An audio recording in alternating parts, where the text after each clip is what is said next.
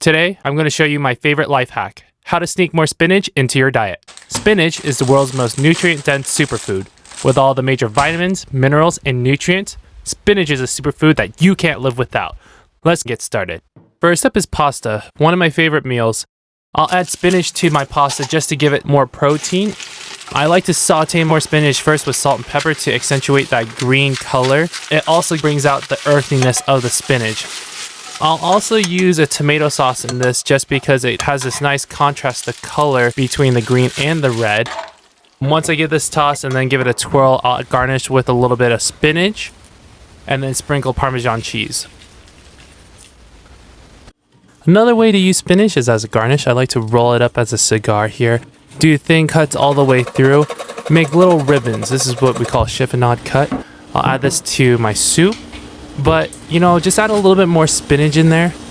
Just massage it in there and get it underneath the soup. They won't notice it that way, and you'll still have a really great product. Another way to sneak spinach, make a sauce. Let's go ahead and use this chicken here. I'm going to sear both sides. We're going to take the soup that was from before and add in some more spinach. We're going to blend it till it's smooth. I pulse a couple times after I blend just to make sure it's super smooth here.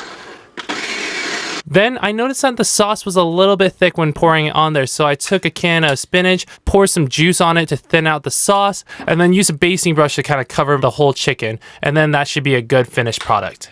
Next, let's make an omelet here. I like to add spinach to my omelet, so what I'm going to first do is crack my eggs on a flat surface to not incorporate any eggshells. I'll then take a fork here and actually beat up my eggs, whip in that beautiful air so that we get this nice fluffy egg mixture. I'll then use some of this spinach here, and we're going to look for anything that's really old and decomposing. This is going to give us that really nice earthy, rich flavor that comes from that spinach when it's matured.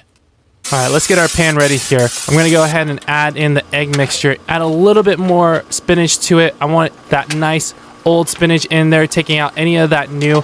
Gives us that nice decomposing flavor. I'm then going to flip into threes, but then during those flips, I'm going to pat it down to get that nice pillowy texture for the actual omelet here. Now, once you're done, I want you to go ahead and add just a little bit more spinach to it, a little bit more. The actual guest will not notice that the spinach was there. As we're on the breakfast topic, I like to hide spinach into my cereal box. It gives me that nice protein here. I like to incorporate it into my cereal here, make sure to hide it right underneath, and then add a little bit of milk to kind of steep and get that nice spinach flavor in there. But I noticed that there's not really that much spinach, so I like to add just a little bit more and kind of get it all massaged in. After breakfast, let's have a pb&j. So I like to use crunchy peanut butter on my sandwich here. I like to smear it, give it a nice pat to get any of that excess off. I'll actually use Marionberry jam as my other side, get it nice and smeared in. But then what I like to do, just to get myself a little bit more fiber, is to add some of that frozen spinach. So I'll just sprinkle that into my sandwich here. The nice part about this is that your crunchy peanut butter and Marionberry will basically neutralize the flavor of the spinach. Next up is pastries. I like to use crescent roll as my pastry here, but now if you have some troubles here, definitely hand it to one of your friends to open it up because you can't do it. Alright, once you get your can open, go ahead, tear off a piece of that dough, get some nice strips going.